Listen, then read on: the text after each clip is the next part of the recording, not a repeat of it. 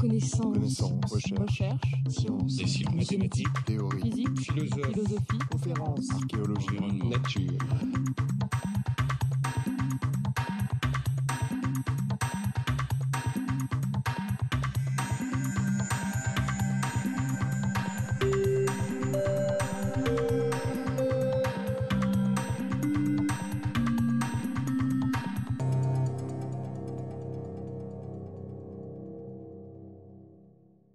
Bon, bien, on va commencer.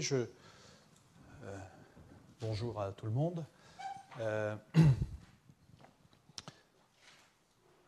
J'aurai l'occasion de le présenter. J'ai grand honneur aujourd'hui d'être suivi par Jacques Reiss, qui est professeur à l'Université de Bruxelles, et qui va raconter sa vision cosmique des métaux, parce qu'à partir d'aujourd'hui, je vais parler des ions métalliques. C'est un sujet qui m'est cher parce que ça fait des années que je travaille dans ce domaine, mais aussi parce que je crois fondamentalement, je l'avais dit à une autre occasion, que pour ce qui est la chimie du vivant, il me semble que l'une des grandes nouveautés de ces 30-40 dernières années, c'est que les ions métalliques jouent un rôle majeur dans le métabolisme cellulaire, rôle qui est longtemps passé inaperçu, et la chimie biologique est devenue, ou en train de devenir autant bio-inorganique que bio-organique qu'elle était initialement il y a quelques siècles, lorsque les chimistes ont commencé à s'intéresser au vivant. Alors, la dernière fois, j'ai essayé de vous faire sentir cette âme des enzymes, et finalement, j'ai surtout voulu dire que c'était assez difficile de la comprendre, cette âme, parce que finalement, tout ce qui se passait au niveau d'une enzyme, et notamment l'accélération fantastique des réactions,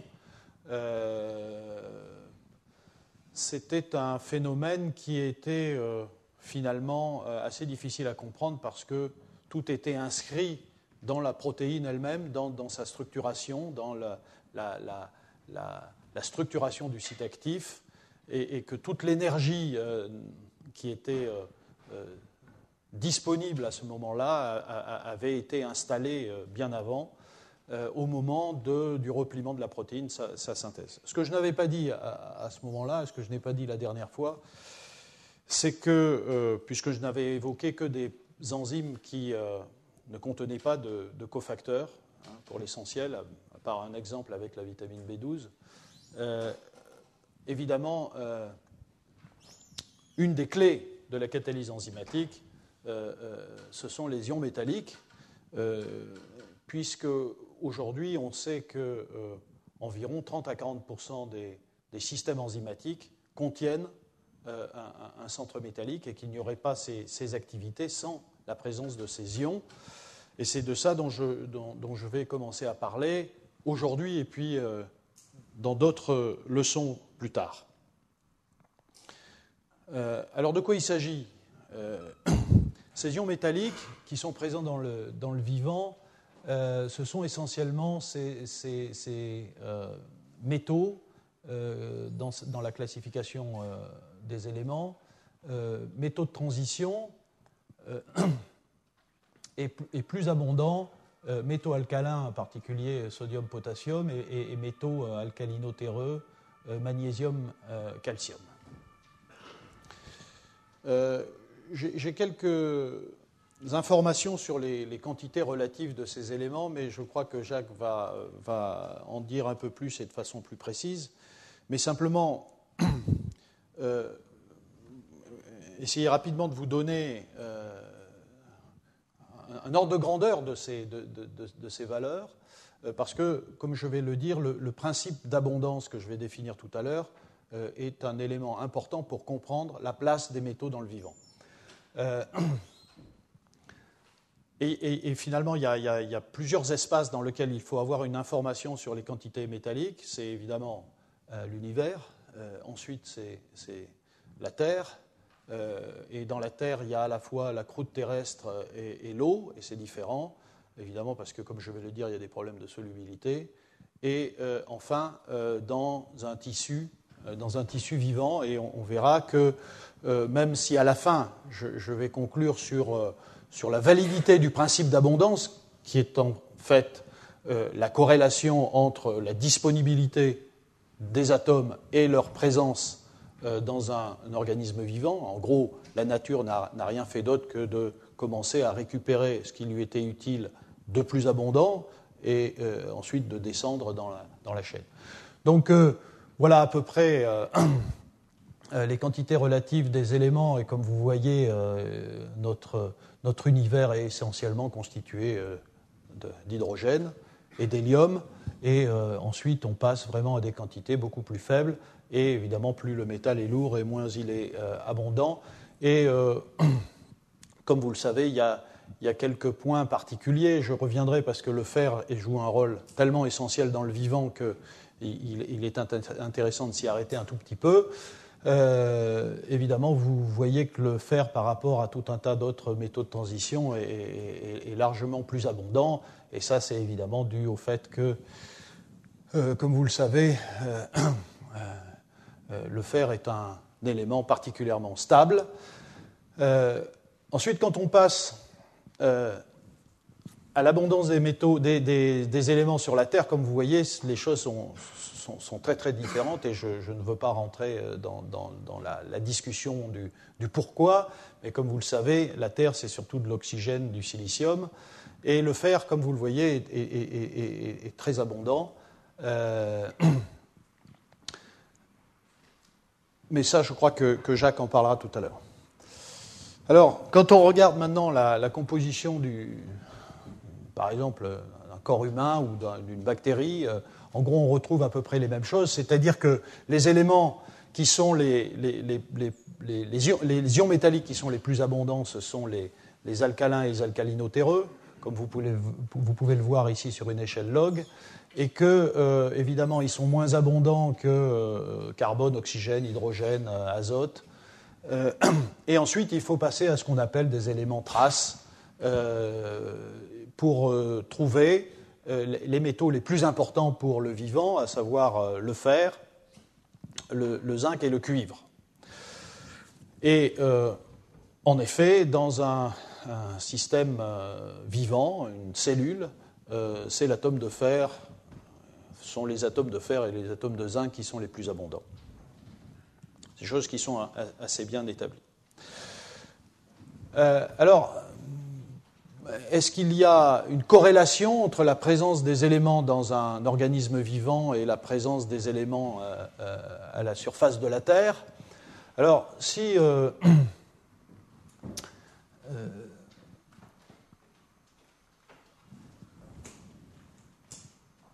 vais peut-être passer là.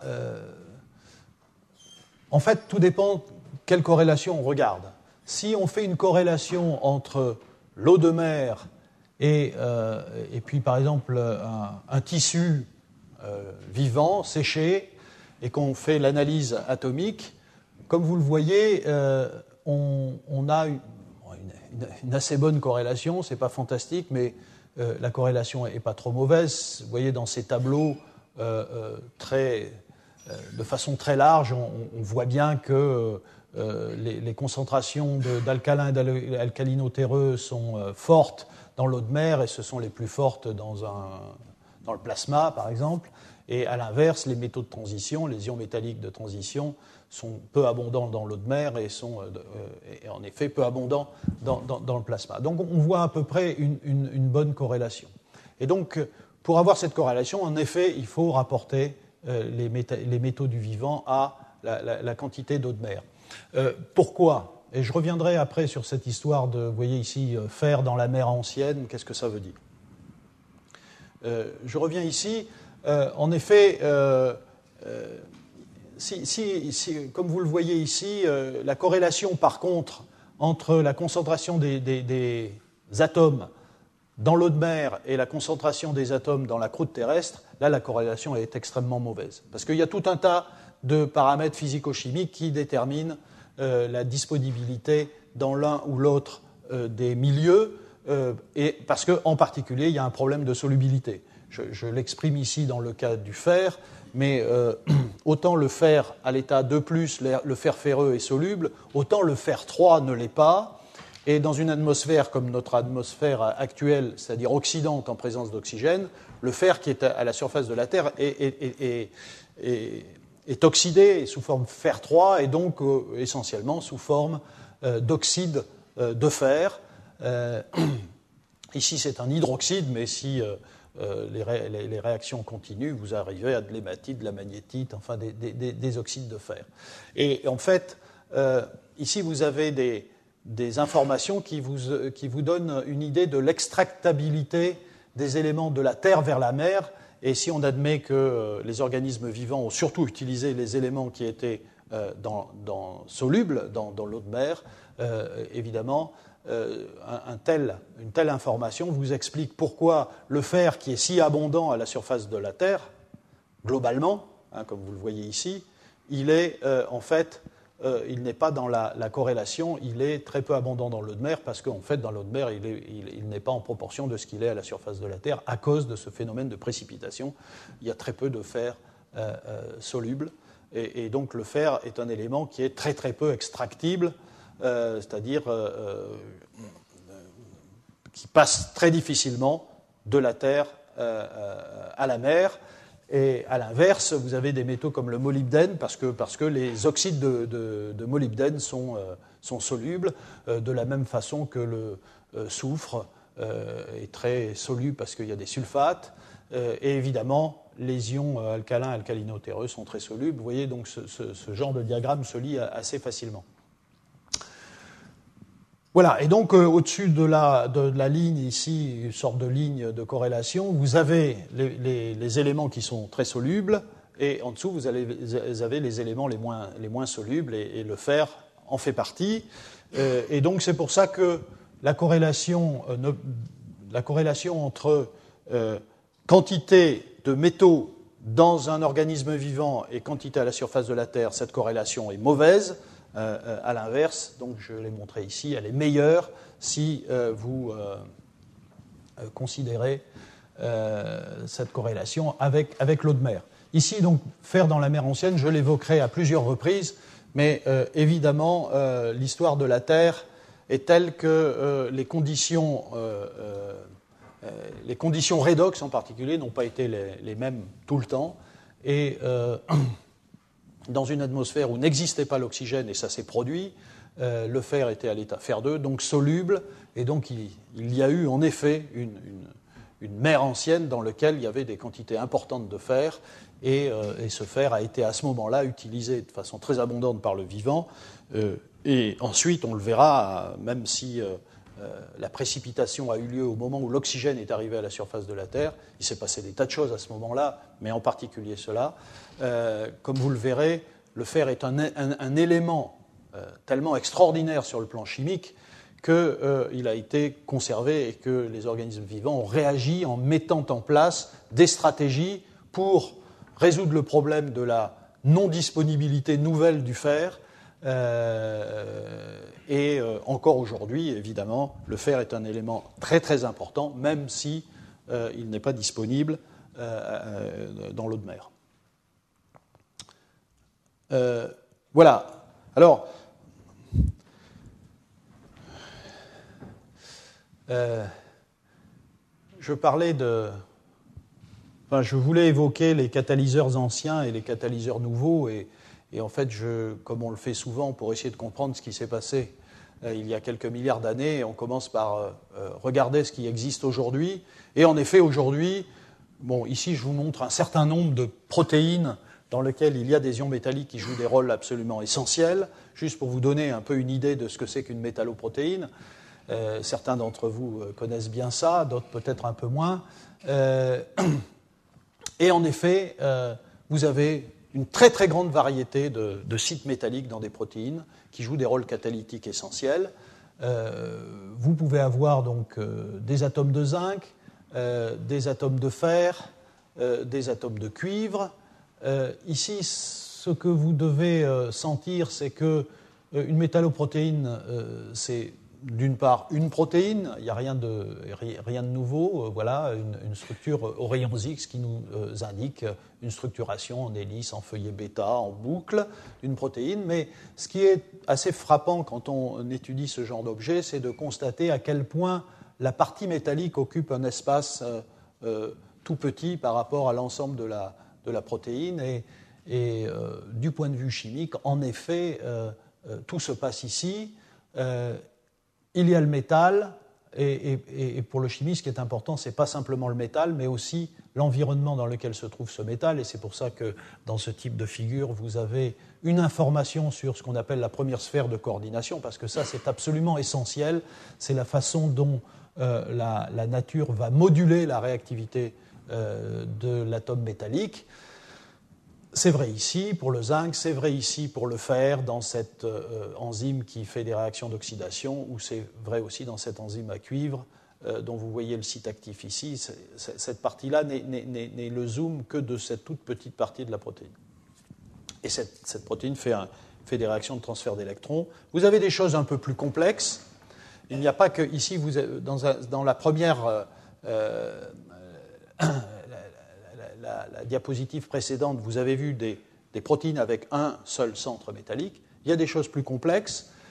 Vous pouvez avoir deux centres métalliques, et ça commence à devenir des systèmes assez complexes. Ici, par exemple, des hydrogénases, ce sont des enzymes qui catalysent l'interconversion entre l'eau et l'hydrogène, dans un sens ou dans un autre. Et comme vous pouvez le voir, vous avez ici un centre binucléaire, nickel-fer. Là encore, c'est vraiment très enfoui au sein de la protéine et ça occupe un tout petit espace de cette protéine. Et c'est là que se passe la fixation des protons ou la fixation de l'hydrogène.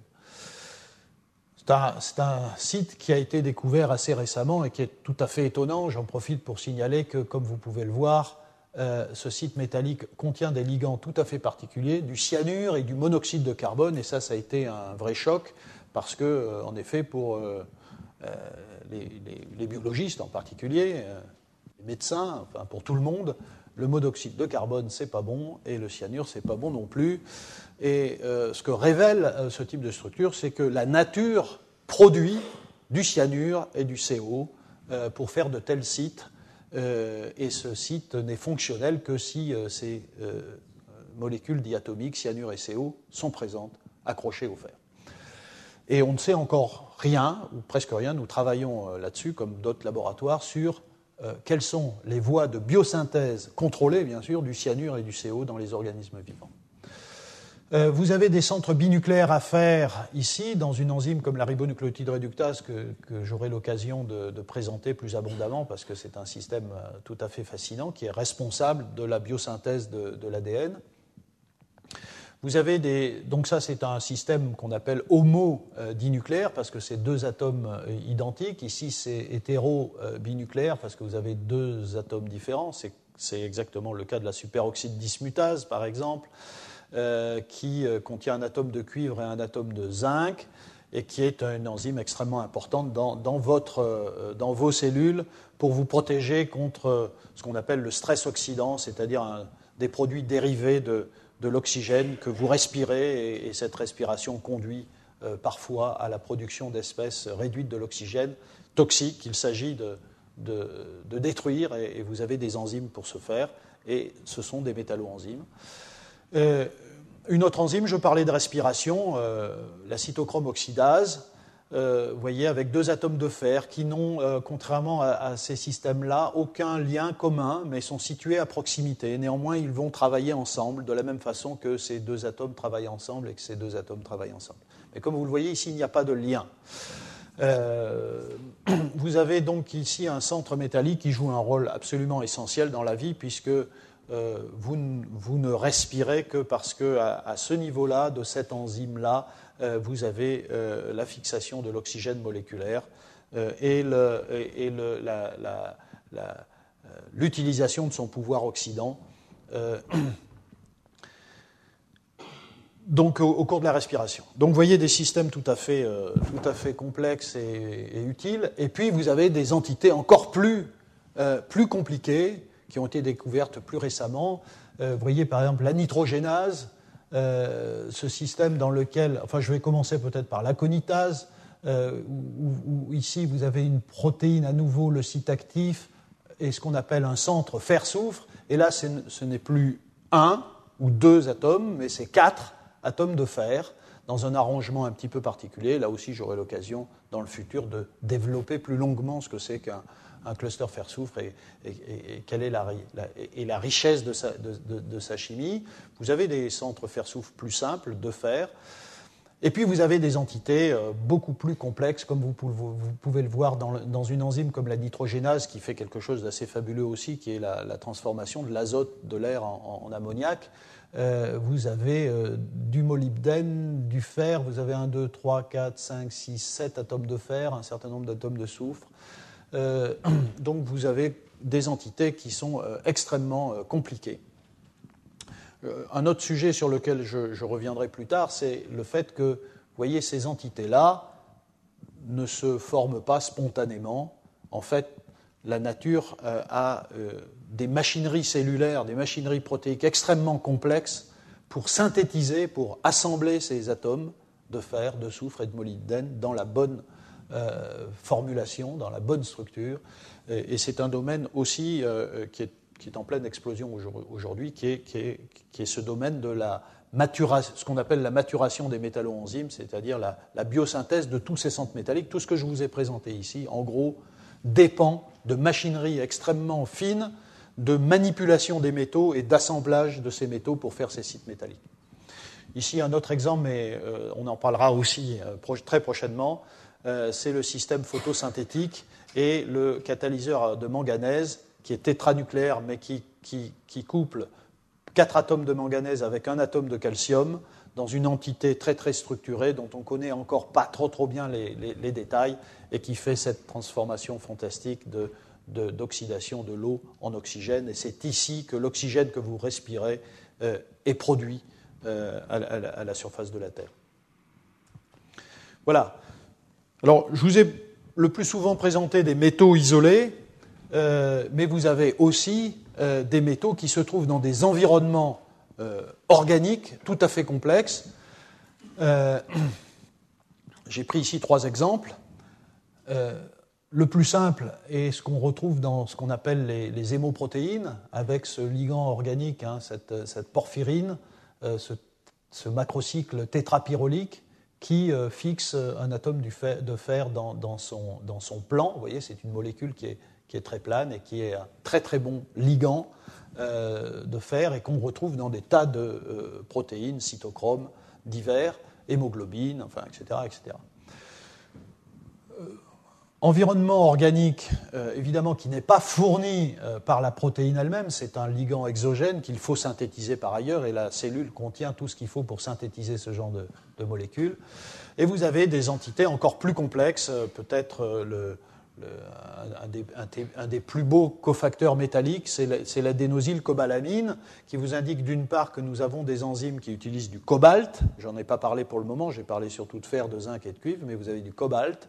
Et ce cobalt fait une chimie que j'ai déjà évoquée la dernière fois, une chimie tout à fait particulière, mais qui est très très contrôlée par son environnement organique, et avec ce ligand tétraazoté également, qui est un des... Vous voyez, il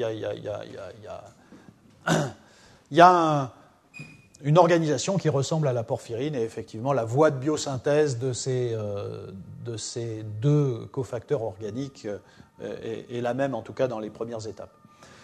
Ici, un autre exemple, sur une enzyme de réduction du nitrate dans certaines bactéries. C'est un cofacteur à molybdène qui fait le travail, et comme vous pouvez le voir, il y a une partie organique qui contient 2 atomes de soufre. Vous avez 2 fois cette molécule organique, donc le molybdène est entouré par 4 atomes de soufre.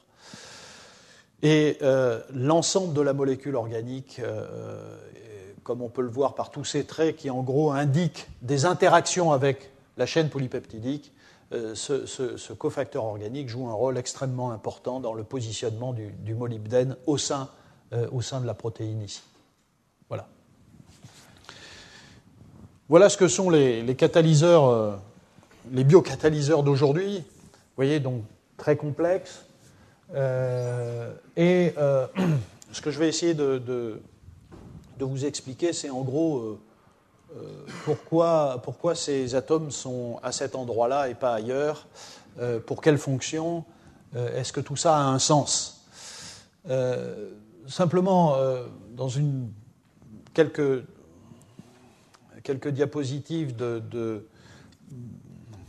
d'informations générales, vous dire qu'aujourd'hui, on sait qu'il y a, je dirais, trois grands métaux dans le vivant, c'est le fer, le cuivre et le zinc. Et puis on a aussi l'utilisation de tout un tas d'autres ions métalliques, mais qui sont utilisés de façon plus parcimonieuse et avec des applications beaucoup plus focalisées, que sont le manganèse, le nickel, le cobalt, le molybdène, le vanadium. Bon. Alors, le fer et le cuivre, ce sont essentiellement les métaux de la chimie redox. Ça se comprend très bien parce que ces ions, ces éléments ont la capacité d'exister à l'état stable dans l'eau sous différents états redox, et ça, c'est la condition absolument essentielle pour que des électrons puissent circuler dans un sens ou dans un autre. Et donc, il y a toutes les réactions redox, la très très grande majorité des réactions redox, oxydation et réduction, transfert d'électrons du vivant dépendent du fer et du cuivre. Transfert d'électrons, transport et activation de petites molécules comme l'oxygène, monooxygénase, dioxygénase, oxydase, activation de peroxyde, etc., etc. Néanmoins, ces atomes, ces ions métalliques ne sont pas seulement utilisés pour des réactions redox. Il y a des cas où le métal joue un autre rôle et on voit en effet des enzymes à fer qui apparaissent dans des réactions non redox. Et ça, c'est essentiellement lié aux propriétés d'acidité de Lewis et de capacité à polariser les liaisons de l'atome de fer, surtout quand il est à l'état fer 3. On aura aussi l'occasion d'en reparler. Et puis, vous avez tout un tas de protéines qui apparaissent aujourd'hui comme des régulateurs de l'expression de gènes qui contiennent des métaux comme le fer. Et là, il n'y a pas de réaction non redox. Il y a de temps en temps des réactions redox parce que ce fer peut jouer le rôle de capteur de l'information oxydante. Et là aussi, on aura l'occasion d'en reparler. Donc ça, sous-classe de métaux, redox, fer et cuivre. Deuxième sous-classe, le zinc. Le zinc est un acide de Lewis et c'est le grand métal pour les réactions non redox, et en particulier toutes les réactions d'hydrolyse qu'on retrouve dans les protéases, les peptidases, les phosphatases, etc., etc. Là aussi, il y a des protéines qui utilisent du zinc et qui sont impliquées dans la régulation de l'expression des gènes. Ici, j'ai mentionné quelques applications dans le vivant de ces métaux, manganèse, nickel, cobalt, molybdène, vanadium. Comme vous pouvez le voir, le manganèse, c'est le métal du photosystème. Le nickel est en particulier présent dans les hydrogénases que j'ai évoquées tout à l'heure. Le cobalt, c'est en particulier la vitamine B12 et sa présence dans la méthionine synthase. Il y a très peu d'enzymes à cobalt chez l'homme. À ma connaissance, il y en a 2, mais ce sont des protéines qui sont absolument essentielles.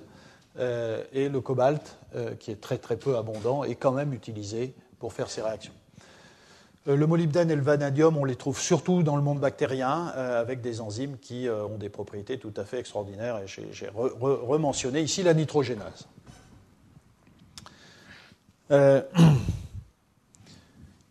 Voilà, une autre façon de présenter les choses, c'est, je l'ai déjà évoqué, finalement, la vie a pu apparaître parce que il y avait une capacité à la surface de la Terre de transformer, d'utiliser le potentiel énergétique et chimique de petites molécules stables, des sortes de puits de potentiel chimique présents à la surface de la Terre dès le début, comme l'eau, comme l'oxygène, comme l'azote, comme l'hydrogène, comme le monoxyde de carbone, comme le dioxyde de carbone. Sans cette capacité à utiliser ce potentiel chimique, probablement nous n'en serions pas là, nous serions toujours dans une situation avec, peut-être comme sur Vénus, avec 98% de CO2 et une pression atmosphérique de 70 atmosphères. Donc il a existé cette capacité, et ce que je vais développer à la fin de mon cours, c'est que cette capacité, en tout cas, à activer ces petites molécules qui sont extrêmement stables, elle réside dans les ions métalliques et dans les métaux présents à la surface de la Terre. Et évidemment, encore aujourd'hui, il y a nécessité d'activer toutes ces petites molécules, et ce sont les métalloenzymes qui font ça. Alors, activation de l'eau pour faire des réactions d'hydrolyse ou pour l'oxyder en oxygène, activation de l'oxygène pour faire tout un tas de réactions d'oxydation. Il y en a des centaines et des milliers dans les systèmes vivants. Activation de l'azote avec la nitrogénase, activation de l'hydrogène et activation du monoxyde de carbone et du dioxyde de carbone, comme vous allez le voir avec des systèmes métalliques qui sont tout à fait fascinants. Vous avez besoin de polariser des liaisons, et tout un tas d'ions métalliques sont capables de le faire. Et évidemment, vous avez besoin de transférer des électrons, je viens de le dire. Voilà.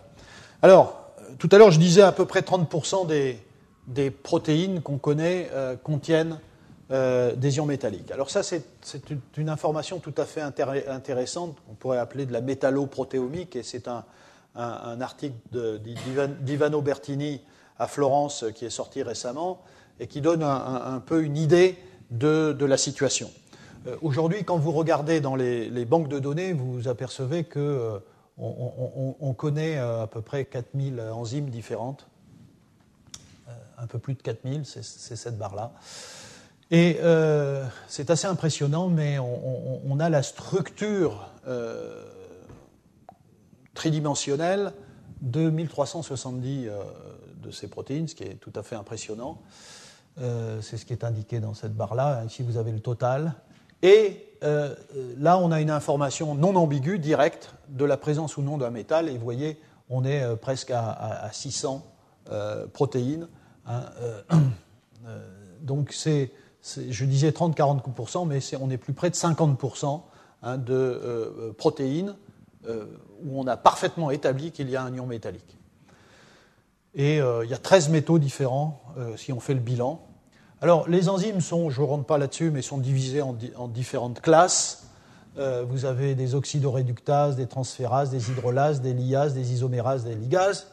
Et ce qu'a fait Bertini, c'est de faire différents classements de ces enzymes, de regarder quels étaient les métaux qui étaient impliqués dans ces enzymes-là, ou à l'inverse, en prenant un métal et regardant comment il intervient dans les différentes classes.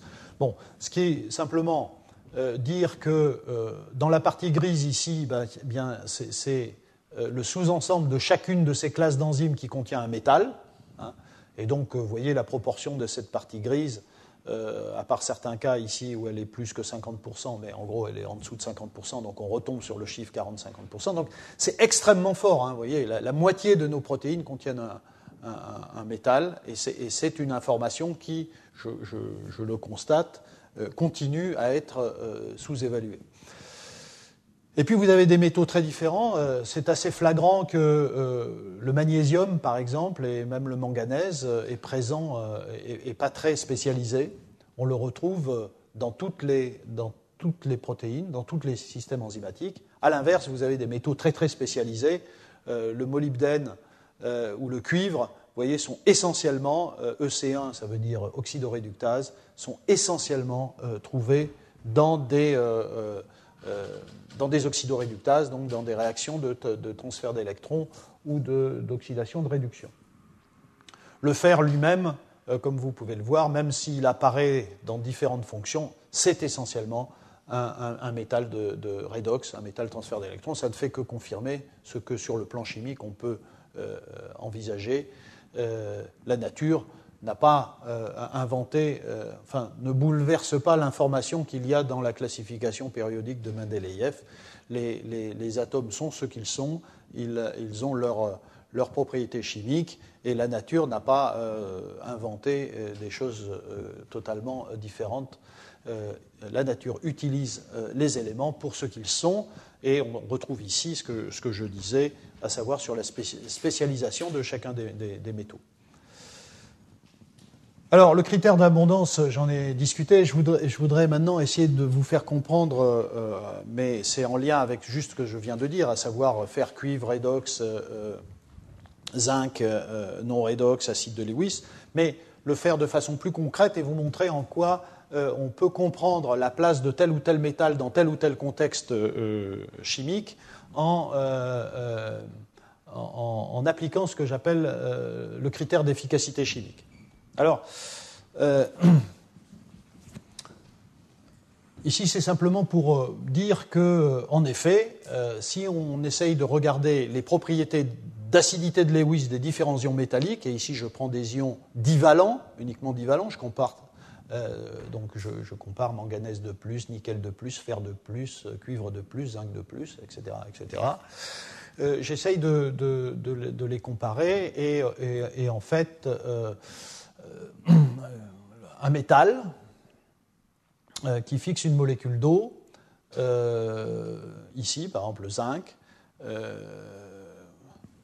a des propriétés électroniques telles qu'il polarise la liaison oxygène-hydrogène et conduit à une déprotonation et donc à la production d'un hydroxyde fixé au métal. Et cet équilibre-là, eh bien, vous voyez, c'est un équilibre acido-basique. On peut rapporter le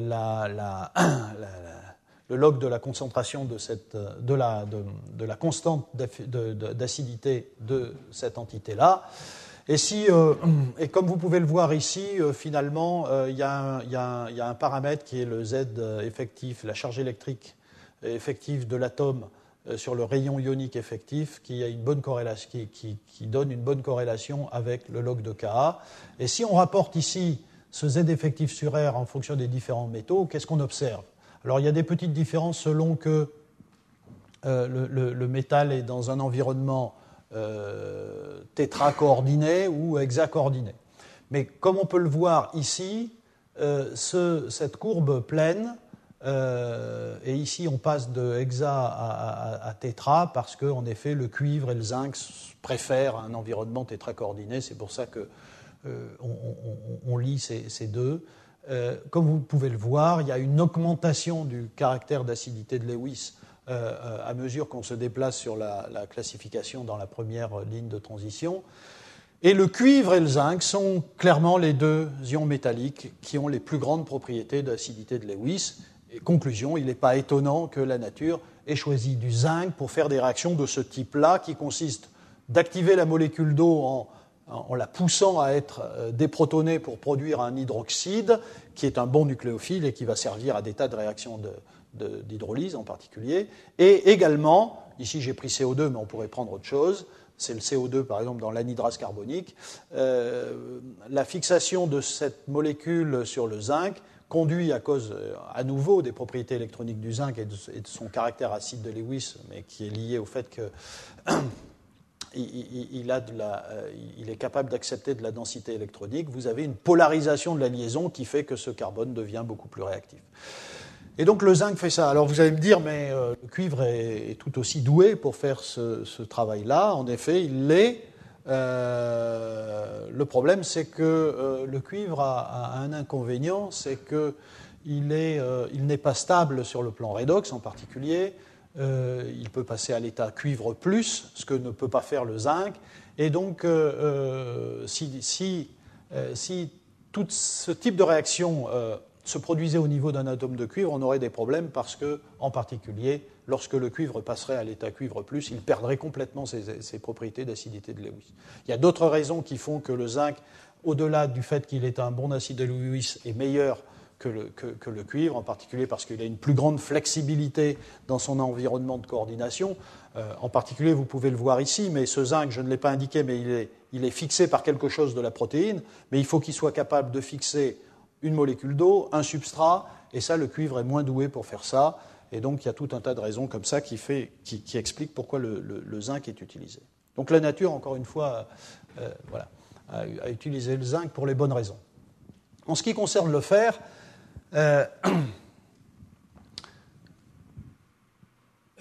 c'est assez évident que le fer est le meilleur système redox disponible pour faire de la chimie redox dans l'eau. Ici, c'est une construction un peu particulière. Sur la gauche, vous avez les potentiels redox à pH 14 et sur la droite, les potentiels redox des couples à pH 0. Évidemment, ça ne veut pas dire qu'on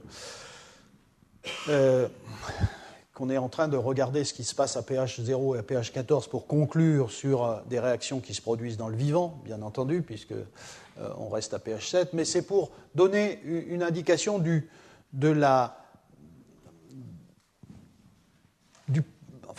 potentiel du couple en termes de potentiel redox, justement.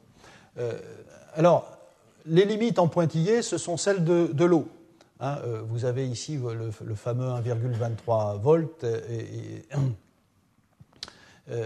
Et donc, au-dessus de cette ligne-là, vous avez l'oxydation de l'eau en oxygène. En dessous de cette ligne-là, vous avez la réduction de l'eau en hydrogène. Évidemment, ce sont deux domaines qu'il faut éviter, puisqu'on est en train de discuter de réactions chimiques qui ont lieu dans l'eau. Donc, c'est ça qui nous intéresse. Et si donc on regarde le couple fer3, fer2, ce qu'on constate, c'est, vous voyez, cette ligne-là, et si on la compare au cuivre, qui est cette ligne-là, qu'est-ce qu'on observe ? On observe que le fer a cette propriété absolument fantastique d'être capable avec un seul couple redox, fer3, fer2, d'être capable d'atteindre des potentiels aussi élevés que 0,8, 1 volt, et des potentiels aussi bas que moins 0,6 volts. Et ce grand domaine de potentiel redox est justement celui qui est nécessaire au vivant, puisqu'il y a des réactions qui se passent à des potentiels aussi élevés et des réactions qui se passent à des potentiels aussi bas. Donc, le couple fer3, fer2 est unique, et comme on peut le voir, parce qu'ici ont été rapportés les potentiels redox de différentes protéines directement sur la ligne qui est présentée ici. Vous voyez, vous avez des ferredoxines qui travaillent à moins 0,5 volts et vous avez des cytochromes, il y a même des choses qui sont au-dessus, qui travaillent autour de 0,6, 0,8 volts. Donc, il n'y a pas d'autre métal pour faire ça. Et donc, même si à un moment donné, dans l'histoire de la vie, le fer a précipité, disparu et est devenu peu disponible, il a des propriétés telles que la nature, malgré ces conditions très défavorables, a continué à vouloir utiliser cet atome de fer et donc a mis en place des stratégies pour le récupérer, pour le maintenir. Vous voyez, le cuivre, à l'inverse, clairement, son couple cuivre 2, cuivre 1 est à l'intérieur du domaine de stabilité de l'eau. Ceci explique qu'en effet, on puisse avoir des protéines, des enzymes à cuivre. Mais il est moins doué dans le sens où, comme on peut le voir ici, le domaine de potentiel dans lequel on peut le trouver, ce couple cuivre 2, cuivre 1, est entre, à la louche, moins 0,2 volts et plus 0,4 volts. Donc c'est beaucoup moins important, donc un peu moins intéressant, mais comme on le verra, le cuivre va sans doute, au moment de l'arrivée de l'oxygène, intervenir plus lourdement et nous sauver parfois de quelques problèmes que le fer ne sera pas capable de résoudre. Alors ensuite, vous avez d'autres métaux qui sont présentés ici, chrome, étain, et donc comme on peut le voir, même s'ils sont peu abondants, ils sont aussi pas intéressants parce qu'ils sont dans des domaines redox qui les conduit à ne pas être stables dans l'eau, et c'est la même chose du cobalt en partie, même si, comme je viens de le dire, il y a des systèmes à base de cobalt qui sont utilisés dans le vivant, mais très peu, à nouveau. Et le manganèse, il est assez intéressant, mais il est un peu à la limite de l'oxydation de l'eau, et de fait, vous comprenez bien, je viens de l'évoquer, pourquoi c'est lui qui a été utilisé dans le système photosynthétique, puisqu'il s'agit bien d'oxyder de l'eau en oxygène. Donc, ce type de schéma montre parfaitement bien que si la nature a choisi le fer et le cuivre, c'est parce que, au-delà du fait qu'ils sont assez abondants, ce sont eux qui sont en plein dans le système de stabilité de l'eau et qui ont cette capacité de pouvoir atteindre des potentiels redox assez variables. Un autre exemple, le transport de l'oxygène. Quand on regarde aujourd'hui dans le monde vivant, quels sont les protéines qui nous permettent de fixer l'oxygène de l'air, pour le respirer, pour l'utiliser comme source d'oxydant et d'énergie. En gros, aujourd'hui, il y a 3 grands systèmes. Il y a d'une part celui que vous connaissez bien, qui est l'hémoglobine et la myoglobine. Donc ici, c'est la myoglobine, à nouveau une protéine qui contient cette porphyrine de fer dont j'ai déjà parlé, cette M, et qui fixe l'oxygène moléculaire en transe d'une histidine ici, qui permet la fixation de l'M sur la protéine. Vous avez d'autres situations, notamment chez certains arthropodes, vous avez l'héméritrine, qui est un système à binucléaire de fer. Vous avez les 2 atomes de fer ici dans la protéine. Vous voyez donc un système totalement différent. Il n'y a pas de porphyrine. Les ligands du fer sont uniquement des ligands des chaînes latérales des acides aminés, du polypeptide. Et là, c'est de la même chose. Il y a un atome de fer qui fixe l'oxygène moléculaire. Je ne détaille pas le mécanisme de cette fixation. Et puis, chez certains mollusques, invertébrés marins, vous avez l'hémocyanine. Donc, à nouveau, une protéine. C'est un complexe qui contient 2 atomes de cuivre entourés d'histidine. Et ces 2 atomes de cuivre fixent l'oxygène moléculaire. Dans tous les cas, il y a fixation réversible de l'oxygène moléculaire, mais comme vous pouvez le voir, ce ne sont pas les mêmes métaux. Et quand ce sont les mêmes métaux, ce sont des environnements organiques totalement différents. Et parfois, c'est binucléaire, des fois, c'est mononucléaire. Donc vraiment une très grande variété. Alors, est-ce qu'on peut essayer de comprendre ça ? Pourquoi la nature a-t-elle pris ces différents systèmes ? Ou comment peut-elle prendre ces différents systèmes ? Là encore, ce que je voudrais vous faire sentir, c'est que, évidemment, la nature n'invente pas des choses qui dépassent la chimie, et donc on va faire un simple raisonnement thermodynamique.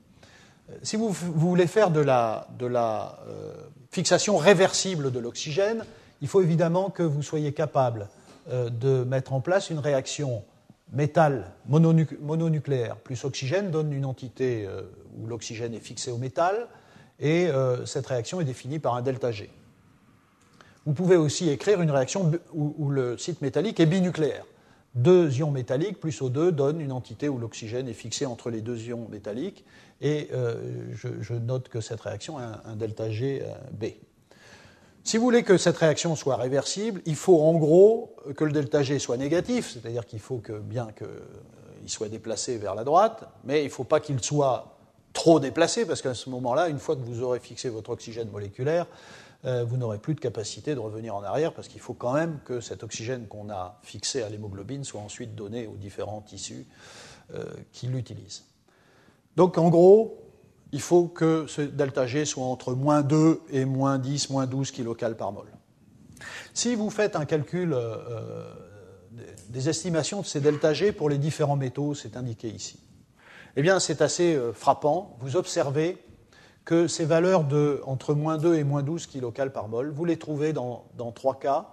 D'une part, dans le cas de système mononucléaire, mais uniquement avec du fer, et dans le cas de système binucléaire, uniquement avec du fer et du cuivre.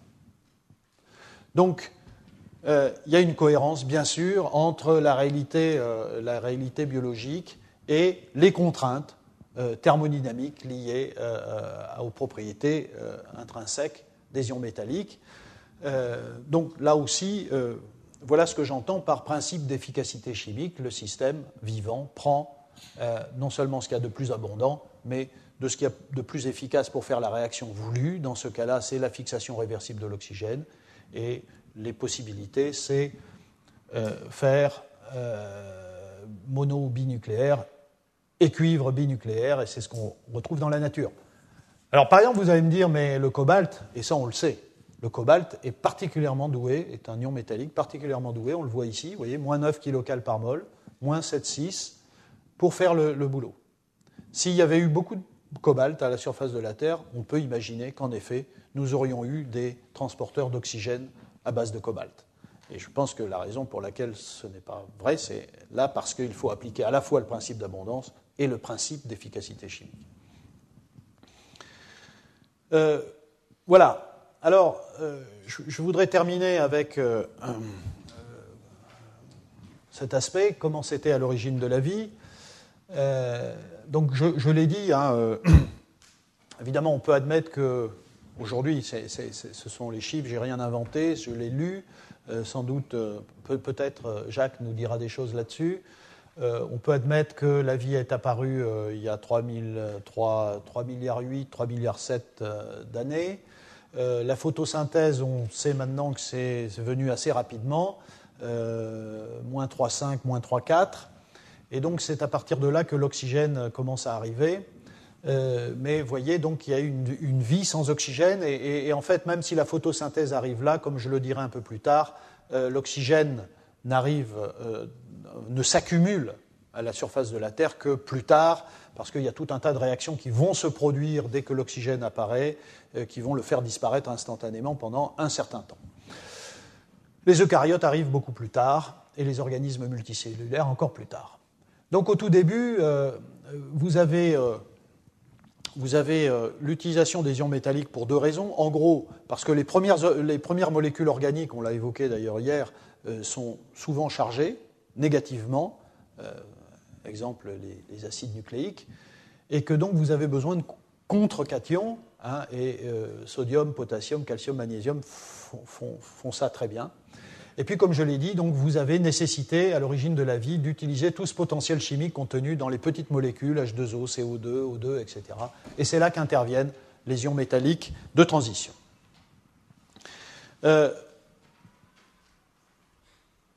Ceci pour dire, à nouveau, parce que je l'ai déjà évoqué, mais c'est une expérience qui m'a toujours fasciné, même si aujourd'hui elle est critiquée à juste titre. Mais en gros, les premières hypothèses étaient plutôt de type origine hétérotrophe de la vie, à savoir que dans certaines conditions de la Terre prébiotique, il était possible que des réactions de l'eau, du méthane, de l'ammoniac, de l'hydrogène, etc., conduisent, par effet de chaleur, d'irradiation, etc., à la production de molécules organiques qui ensuite vont être utilisées par les systèmes vivants.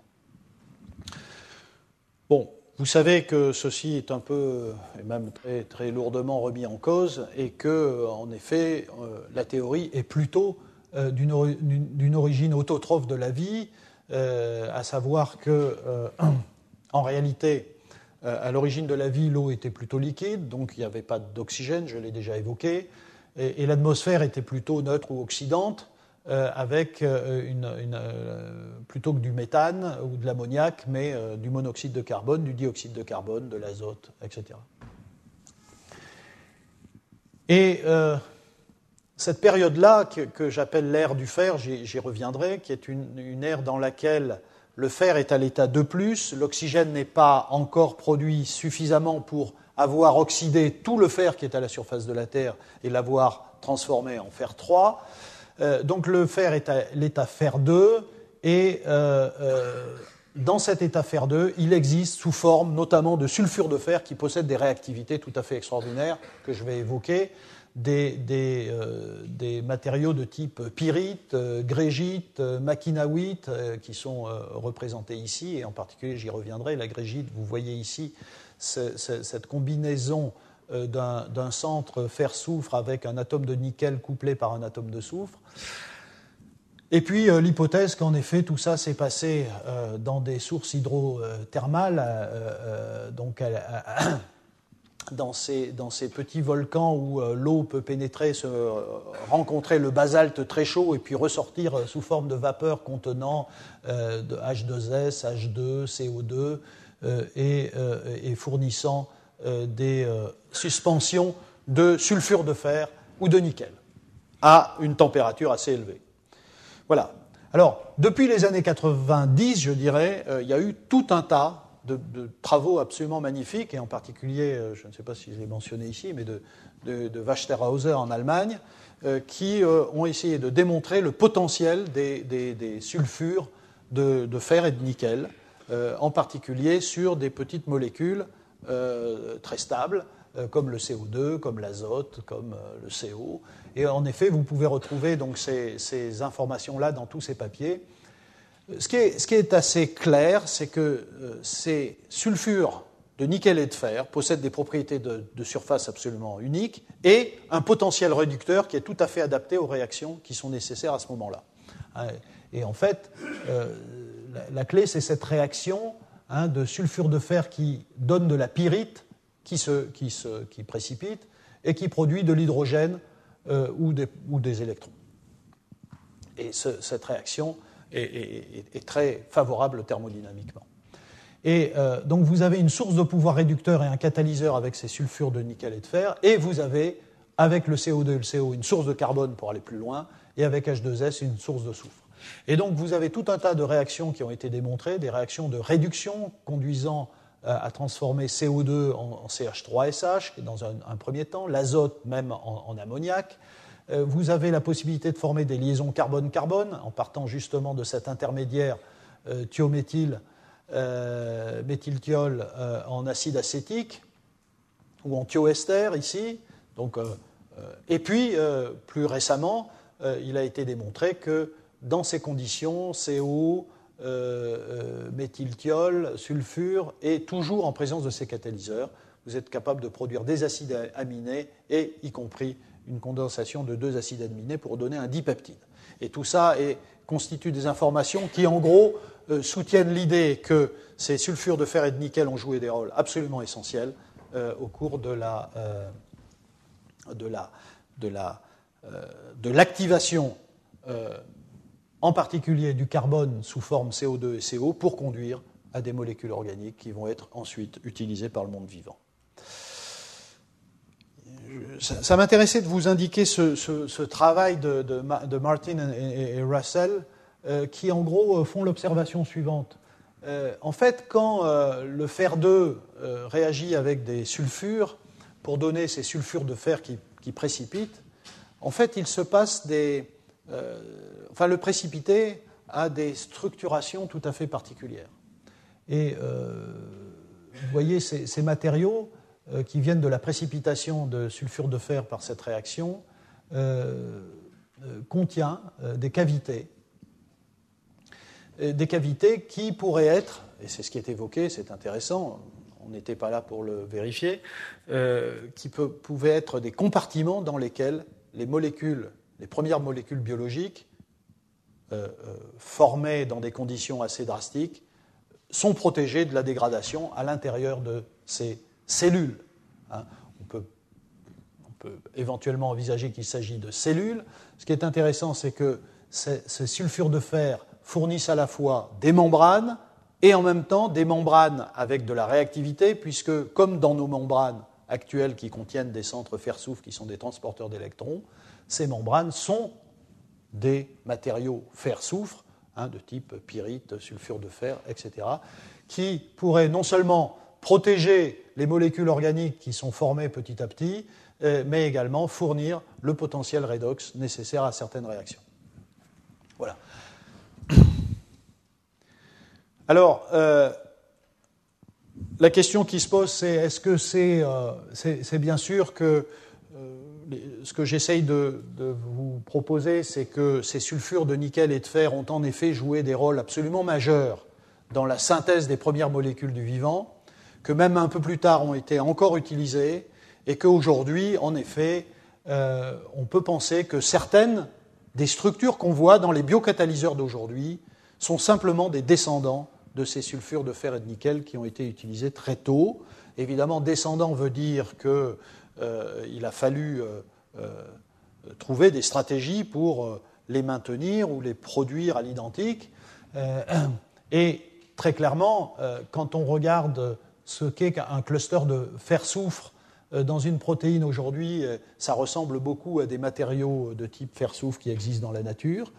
Et plus frappant, quand on regarde un cluster présent dans l'acétyl-CoA synthase, dont je vais juste parler pour terminer, vous voyez ce cluster 4 fer 4 soufre avec un pont cystéine et un atome de nickel, et c'est exactement ce qu'il y a dans la grégite. Vous avez cette structuration identique, avec ce cube, où le fer étant gris, le soufre étant jaune. Vous avez un atome de soufre pontant et vous avez un atome de nickel qui ensuite est lié à un deuxième cluster fer-soufre. Les ressemblances sont frappantes et ces entités-là sont douées de réactivité tout à fait intéressante. Et je veux juste terminer sur cette enzyme-là parce que je discutais du fait qu'à la surface des sulfures de nickel et de fer, on peut faire de l'activation de CO2 ou de CO. Eh bien, il existe dans la nature, et notamment chez certains méthanogènes ou certaines bactéries acétogènes, vous avez une enzyme qui s'appelle la CO-déshydrogénase ou l'acétyl-CoA synthase, qui est capable de catalyser cette réaction dans un sens ou dans un autre, selon les bactéries, oxydation du CO en CO2 et utiliser le potentiel réducteur pour fournir de l'hydrogène qui sera ensuite utilisé par la bactérie. Et si c'est dans l'autre sens, c'est CO2 en CO qui est ensuite utilisé avec le coenzyme A et un donneur de méthyle pour faire de l'acétyl-CoA.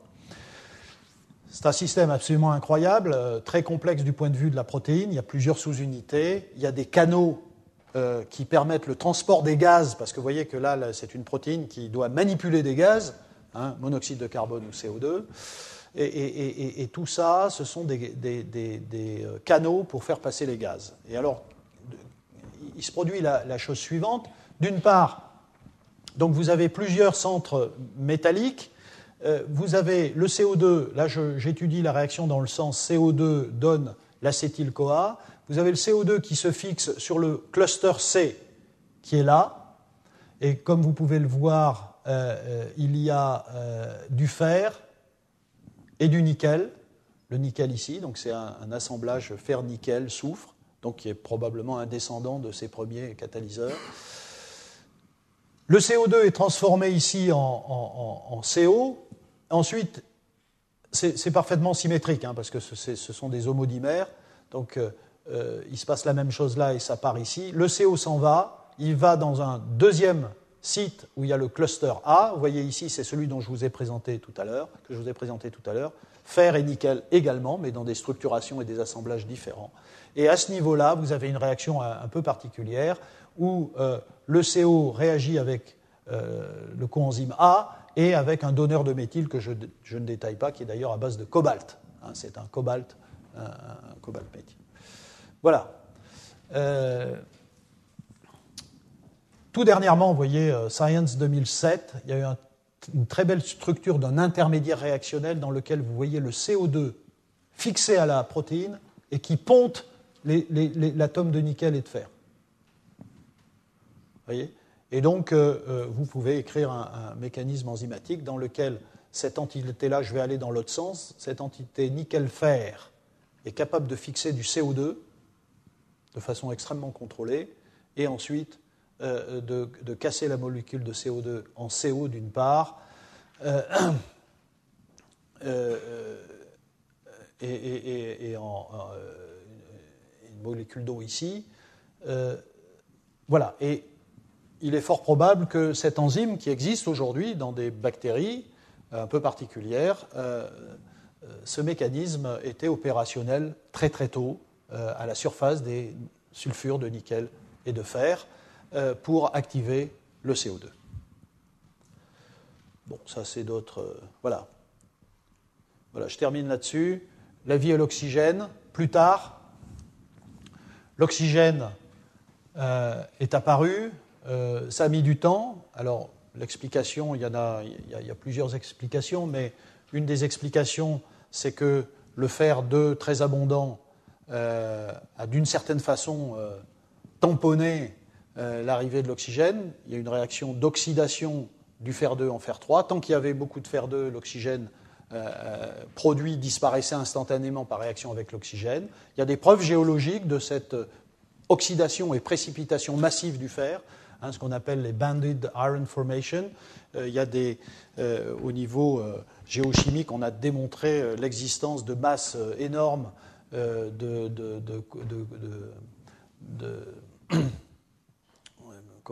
quartz ferrugineux, d'ailleurs qui sont des sources de minerais de fer aujourd'hui, et qui ont été formés au moment où ce fer a été oxydé et a précipité. Évidemment, il y a une réduction massive du carbone, parce que la photosynthèse permet cette réduction. Et puis, surtout, il y a tout un tas d'organismes vivants qui ont disparu parce que, non contents de l'arrivée de l'oxygène et très sensibles à son pouvoir oxydant. Heureusement, il y a eu des systèmes vivants qui ont su réagir. Et donc, cette adaptation, en gros, c'est la mise en place de systèmes antioxydants. Le plus souvent, ce sont aussi des métalloenzymes. Tout un tas de stratégies antioxydantes pour réagir contre la toxicité de l'oxygène. Il est plaisant de dire que la première grande pollution gazeuse de la Terre a été l'arrivée de l'oxygène. Ça peut nous paraître curieux pour nous qui dépendons aussi fortement de l'oxygène, mais il y a tout un tas d'organismes qui sont morts de cette pollution.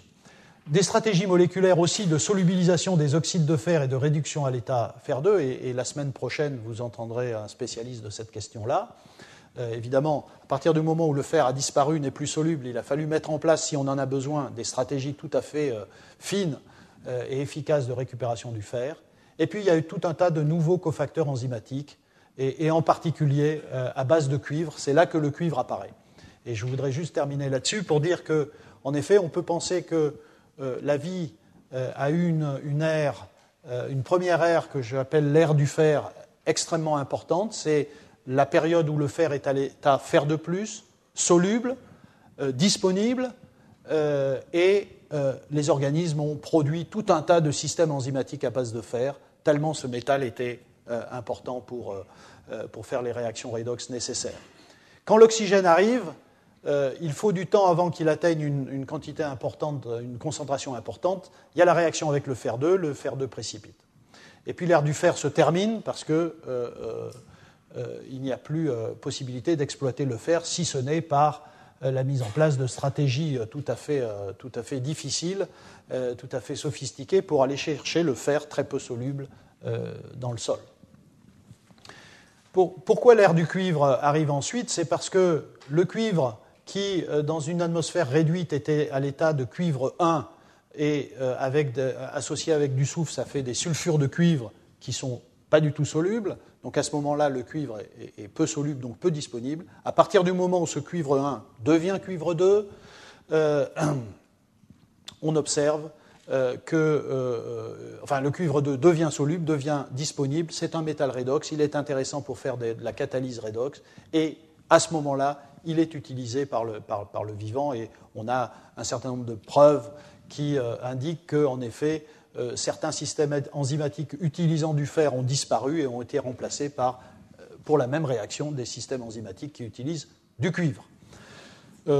Ces informations de potentiel redox expliquent parfaitement ce que je viens de dire, à savoir que du point de vue de l'évolution, il y a eu l'ère du fer avant l'ère du cuivre, de la même façon que ces potentiels redox expliquent pourquoi, pour l'humanité, l'âge du bronze est arrivé avant l'âge du fer, puisque, en l'occurrence, pour l'homme, il s'agissait de produire des métaux à l'état redox 0, et donc il est plus facile, comme vous pouvez le constater, de réduire des minerais de cuivre 2 ou de cuivre 1 en cuivre 0, puisqu'il faut descendre à des potentiels qui sont en dessous de 0,2 volts, donc technologiquement, ce n'est pas très compliqué.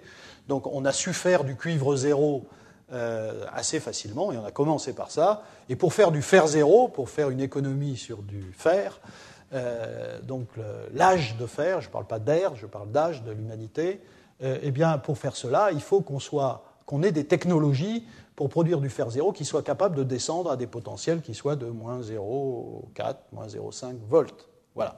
Donc, vous voyez, les potentiels redox, bêtement, peuvent expliquer des choses aussi importantes que l'évolution ou l'évolution de l'humanité. Voilà. Et je vais en rester là. Évidemment, voilà. Évidemment, toute discussion sur qu'est-ce qui s'est passé à l'origine est à la fois intéressante, mais aussi spéculative. On ne pourra pas vérifier ça. Ce que j'ai essayé de vous faire comprendre, c'est que je crois fondamentalement à cette idée que les métaux ont été essentiels dès le début. Je n'imagine pas que les molécules du vivant, que les premières cellules aient pu se mettre en place en absence de métal. Le métal a joué un rôle extrêmement important. Et ce n'est pas simplement parce que, y compris encore aujourd'hui, la place du métal est capitale dans le monde vivant, c'est aussi parce que, encore une fois, et c'est ce que j'ai essayé de vous faire comprendre, il y a des fondamentaux, je dirais, de la réactivité chimique qui sont... qui ne sont disponibles que par les ions métalliques. La chimie organique a sa part, la chimie inorganique a une part extrêmement importante. Et c'est cette idée-là, finalement, que je vais développer dans les leçons suivantes, et on verra des illustrations de ces rôles absolument majeurs des ions métalliques dans différents contextes. Voilà. Je vous remercie.